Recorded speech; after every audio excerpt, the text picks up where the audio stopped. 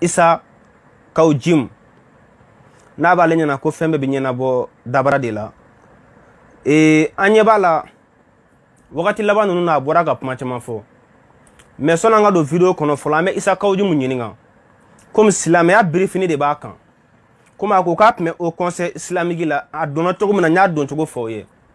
Ala kama tɔn an t'an da se o bɛɛ ma ko minnu b'a ni Ala kama tɔn mɔgɔw cɛ an tɛ don o bɛɛ la bi an tɛ don o bɛɛ la bi mais comme silamɛya birifini de b'a kan donc n'ale bɛ ko o ko kɛ diɲɛ kɔnɔ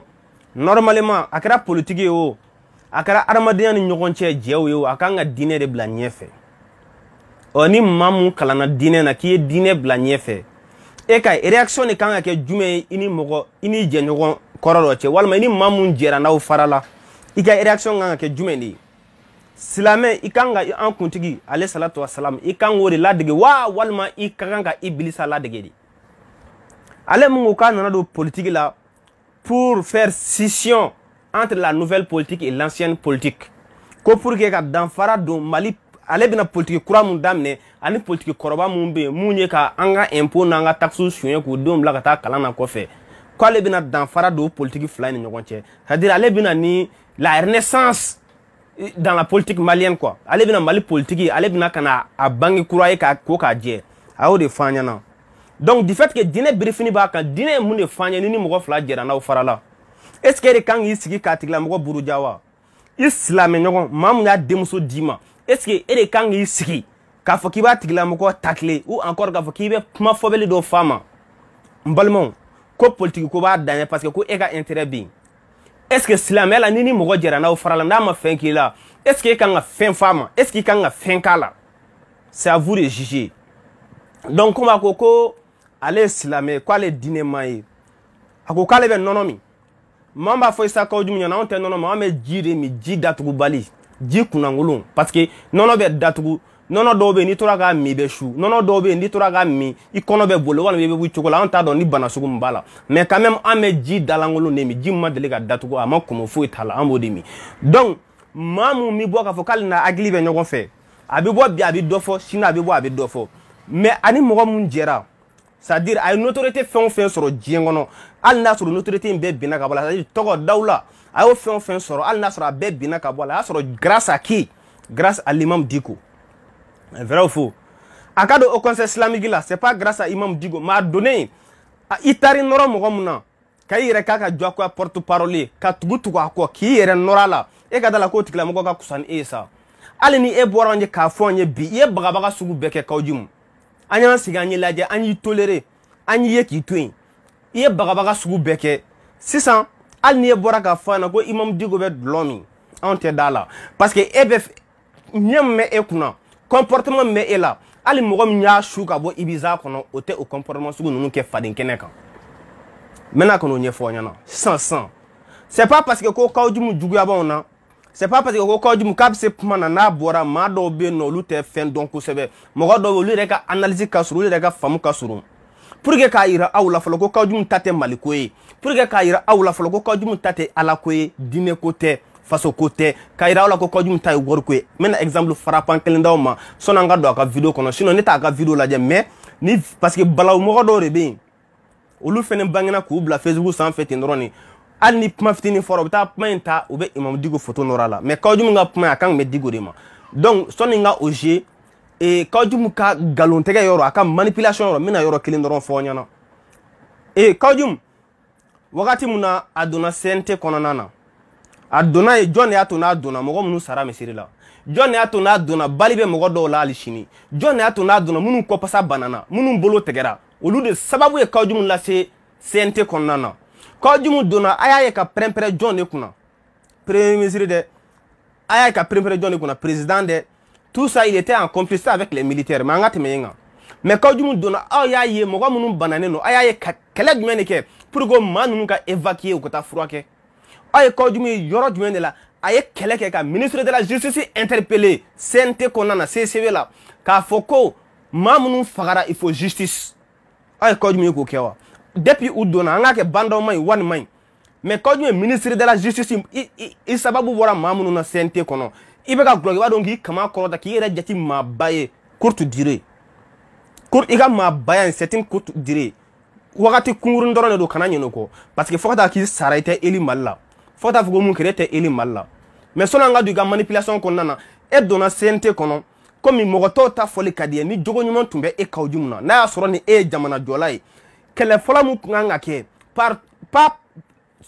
M5 mogo mun be olu doron tere mais a commencer par toi même parce que e solo ni matalama abe enyana ni ye wa fladi micro tigini mumma kana kono sigi ka salon ngoro ibse ki dadu nga puma befo alors que tellement que puma be ka foka cheya e bala ki yere ça dire bala ki yere la tunu bogo la quoi et dona CNT kono foka se bima e ministre interpellé wa et John est interpellé pour justice aux victimes du M5 aux martyrs du M5 et John est interpellé là il est puma fin fois il bora ya kelebe ke kenemo parce que il puma fin fois CNT le bi bo ba befo mais dona ma kelega ko pour que fenga ka kere. Mais Issa Kawjum, ama fiyena folo avertissement à Assimi Goïta. Assimi Goïta aw nana ay janfa caman kɛ ka damne coup d'état kɛlɛ la janfa kɛra parce que janfa kɛra coup d'état kɛlɛ la cogo di aye maa minnu kan ka minɛ n'u kan k'u si kɛ kaso la a y'olu bɛɛ laboli siga t'a la a y'olu bɛɛ laboli janfa kɛra coup d'état la cogo min na mɔgɔ minnu kun kan ka minɛ olu tununa coup d'état kɛra coup d'état kɛlɛ a taara galon tigɛ an ye boulevard sanfɛ ko vous avez parachevé la lutte a taara élite parachevé donc maintenant ni jɔn de kun kan ka baara kɛ o de M5 ye galon tigɛra yen et charte labɛntɔ la galon tigɛra yen sabula charte labɛntɔ la kɛlɛ kɛra CCB la consultation senfɛ o mana bɔ yen CNT sigitɔ la galon tigɛra yen M5 mɔgɔw ma don mɔgɔ o mɔgɔ bɛ yen k'o bɛ M5 reconi olu si ma don k'a fɔ k'o bɛ M5 n'ale sini olu si ma don gouvernement sigili namara kɛra yen M5 taara yira yen fɛnɛ donc o bɛɛ la aw ni Kawjum de bɛ ɲɔgɔn bolo aw ye Kawjum former ka Kawjum labɛn k'a bila k'a kana M5 RFP ci problème t'a la donc sisan Assimi Goïta n'a mania ko poste nɔfɛ aw ye président fila in wuli ka bɔ yen on a dit qu'on vient pas parce que fanga nɔfɛ ko kɛlɛ de don sabula ni mɔgɔ fila in ma bɔ ministère la kɛlɛ kun tɛ kɛ o mais n'u kun tora nɔ a kun bɛ to ten nɔ donc n'a y'olu lawuli ka bɔ yen sisan Assimi Goïta bɛɛ lajɛlen tout le monde est obligé maintenant de faire cause commune pour que ka e dɛmɛ anw tɛ dɛ parti politique minnu bɛ Mali la maaba minnu bɛ Mali la force minnu bɛ Mali la olu bɛɛ ils sont tous condamnés ka bolo di ɲɔgɔn ma pour faire front commun pour que ka fara ɲɔgɔn kan walasa ka se ka Mali sauver cogo min na o Assimi maa dɔ de bɛ yen mun b'a la k'a fɔ k'a bɛ n'i ka paternité ta e Assimi ka paternité k'a bɛ n'o de ta e image tatɔ la a bɛ k'a dɛn a bɛ ka imamu kɛlɛ cɛ o cɛ dun n'i ye imamu kɛlɛ i y'a nɛni maa min nɔfɛ o i ye imamu kɛlɛ mɔgɔ min nɔfɛ o an tɛ k'i fɛ wa an b'i kɛlɛ siga t'a la wa i ka juguma fɛn o fɛn a bɛɛ bɛ da kɛnɛ ma fɛnɛ ko n sigira janfa ka fɔ ka se bi ma mɔgɔw y'u ɲɛ cɛw kan a kamana gan ne taara M5 mɔgɔw wele ka na o bɛnnen tɛ Kawjum ma Kawjum ɲɛna ale de ye e sigi Kawjum ɲɛna ale de ta ye Mali ye Kawjum ɲɛna Mali ale ka héritage paternel de ye ale ɲɛna Mali ale fa tiɲɛ de ye ça passe pas a tɛ passer e Assimi défendant la k'a fɔ k'a bɛ imamu dɔgɔya e Assimi défendant la k'a fɔ k'a bɛ mɔgɔ tɔw dɔgɔya ka mɔgɔ tɔw lagosi aw dun sigilen aw ɲɛ b'a la aw dun sigilen mana t'aw ɲɛna bɛɛ ɲɛ bɛ cɛ kamalen ka ko kɛtaw la ni mɔgɔ hakilima kan ka kɛ maa mun n'i nana faso jɔ kama n'i kan ka kɛ n'i man kan tɛ ka kɛ aw bɛɛ ɲɛ b'a la mais aw tɛ ka foyi f'a ɲɛna n'a dun continuera nin chemin kan jelimangoya mun yɛlɛn'a la sarantan kɔrɔya mun yɛlɛn'a la n'a bonna bi a kan ka c'est à dire n'a bɔra bi hali bonni ma da sitanɛ kan Saudiya hali bonni ma da sitanɛ kan Makan o bonni tɛ se ka d'a kan sabula bɛɛ b'a dɔn mɔgɔ qualité mun don a ye manipulation mun kɛ depuis M5 ma ci ka bɔ ka kuma ni Diko tɔgɔ ye k'a sɔrɔ ani Diko tɛ ɲɔgɔn kalama ka M5 ci a da rɔ ka mobiliw ta ka taa Kiɲɛba ka mobiliw ta ka taa Sikaso ni Segu k'a bɛ taa Semasi bureau sigi ani Diko tɛ ɲɔgɔn kalama tout ça a tun bɛ ka M5 ci o bɛɛ stratégie de ye a kɛra bɛɛ ɲɛna ka bɔ o la fo ka na kɛ sisan bɛɛ y'a dɔn a tɛ ka kuma ni Diko tɔgɔ ye maintenant il faut k'a ka Diko yɛrɛ fɛnɛ kɛlɛ ko in b'o yɔrɔ de la sinon e y'a dɔn jogo fɛn o fɛn bɛ Diko la i y'a bɛɛ dɔn mais mun e ma bɔ ka Diko kɛlɛ avant que e ka gɛn ka bɔ Semasi la munna mun e ma se ka bɔ ka Diko dénoncer avant que i ka bɔ i ka gɛn Semasi la munna parce qu'il bɛ balo galon de la parce qu'il bɛ balo manipulation de la parce qu'il bɛ balo magouille de la Issa Kawjum mais ça passe pas est-ce que hɔrɔn silamɛ i silamɛ ɲɔgɔn jama ka bonya bɛ maa min i kan k'a tigilamɔgɔ yira diɲɛ na wa e nana ko politique kura ja e ka politique kura tɛ dɔwɛrɛ ka i muso ta k'o jɔ k'o embrasser diɲɛma ɲɛ kɔrɔ ka silamɛya la gosi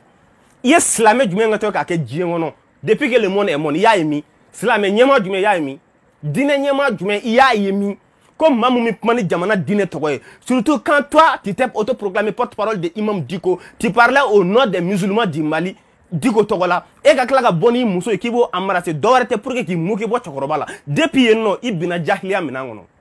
Depuis Ibina Korombalia Menangono. Depuis Ibina Mounafia Menangono. Issa Kaudjum. Ma antiquement aussi quand, a epma Mounufo, Anga Lame, Nini Mogo Jera, est-ce qu'il kanga bo, Katigra Mogo Togo Tienwa, Kasora ma fin fima, Ami Togofa, Ami Jamfa, ma foi tien tout simplement parce qu'il y a Kawale Mounouke, Agokate fin vie, il y a M5 Mogo Gain, Tokorba au cas les rectis c'est ma chaise la tournée parce qu'il y a M5 Mogo Gain, tu me dis n'a l'air gain, tu donnes ma béma. Tout simplement parce que tu consultes ta génétique fin faux et la tournée. Parce que n'y a un mémorandum Borego et m'a consulté, toi tu n'es associé ni de près ni de loin, parce qu'il m'a associé d'oraton, parce qu'il n'a pas banane de pauvre Tidi. Parce qu'il a boire à Pani Chokoroba, Chokoroba, un mémorandum, il m'a consulté, il m'a dit, il faut maquiller, il t'a calé ma fenêtre. Ma migion, anima kelon, ouvertement, ko beayon, à ma boga fin fimon, à qui m'a ni horonya et rebe, isa kaudimuna. Début domna, digo ba fo, vidéo là, djemayaye. Kafoko isa kaudum be ale ka sorodo ati adressé à la partir des médias abale ka téléphone numéro d'aller abale ka duoro ni horonya etien na soro ni kodoto ekono est-ce que kanga bo publiquement na soro ibina ko dugolo mba do fo digo kan yere se go famuke comme nous kera kenekan e bi waka bo kebe chokoro la goshi ni oyi chogodi en me tu e ka passer wa angalame Bouchaya avec le Bagachaya mais je vais l'assumer jusqu'au bout mais à la somme. Quand il va l'assumer jusqu'au bout, selon lui, allez de Asimisiki. Quand tu me secouras, fais de oura. Quand tu me niaye, Allah m'a fait un beredi ima. Niaye et fagani dans la sirala. Au-delà, Allah est mené ka fagan dogoya. Au-delà, Allah est bundeni ka dogoya tan. Quand tu me dis que girana ka temeni gek me jamanachi. Quand tu me dis que toi tu étais capable de tout pour ton intérêt personnel. Parce que beba dosi sang on est maliko kelete. Beba dosi sang on est intérêt ko keledo. Parce que depuis Surasu de Seracho. C'est ça. Il y a M5 Dora Fambe fait, il y a M5 Sara. Mais au sur ce que nous nanaye et ils sont incapables jusqu'à ce qu'ils fassent recours à ces mêmes M5 là. Ou de ma bème, ou de ma daïra sur là. Ou si tu ralentis pas tes sorties là. Kaudjum, ibi yere le boudi. Ni mika sorti nous ni ma soumanya, ni ma tuika silence kono. Isa Kaudjum concernant Shogel ga ni fangantali. Kaudjum ibi yere le boudi, ibi yere ira jena waika ko bana parce que mounela. Mino nyefiena Shogali ko kala mega ke ika aka jaye Kaudjum Shogali bini coach flana Shogali biga premier ministre surasi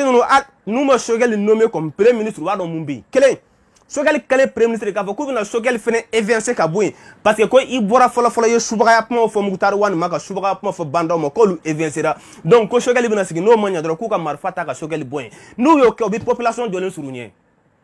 clair et net donc am be condamner le no ka araimine Shogel wo CNSP mo ngo et Issa Kaudjum wo tout le monde est condamné maintenant ka do dakele ne fait ka parce que ni Shogel est derrière ministre a été changé là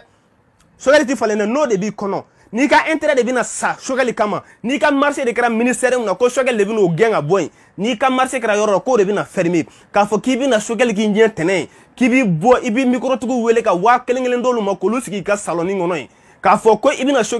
Shogel dogoya ka fo ki bi na puma do ta ga fo Shogel na ki bi ni suratu nu jafran Shogel la ou sata ba da fait parce que bi genga boy sika fo o bi ta ka boy Shogel ko ni derrière premier ministre de a jaru ya ama jaw ya Shogel derrière cartouche de wa Shogel a bi to e fene wa ika jugu ya ta to ko Shogel bi boy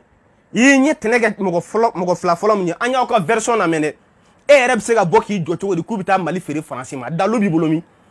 banda 72 ans e de bi nata jena wa banda bi nata jena bien vrai n'était pas dans le système famille, n'était pas système qu'on a. Mais et chokorobato, dîner toko de bela. Est-ce que quand on a flagrant, quand galon ta kada chokorobala, bandaoula, quoi pour n'attendre mali faire français, mais et retard depuis bi premier forum ko tiantewa.